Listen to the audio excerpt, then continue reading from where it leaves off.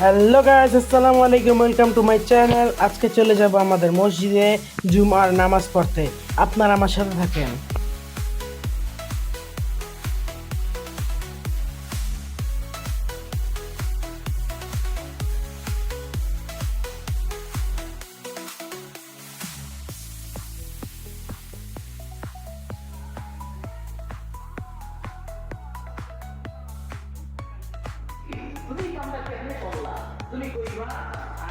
Guys, এটা আমাদের মসজিদ।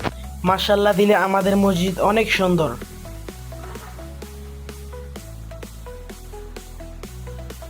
গাইস, এখন আমাদের নামাজ শেষ। এখন আমরা যার যার বাড়িতে চলে যাব।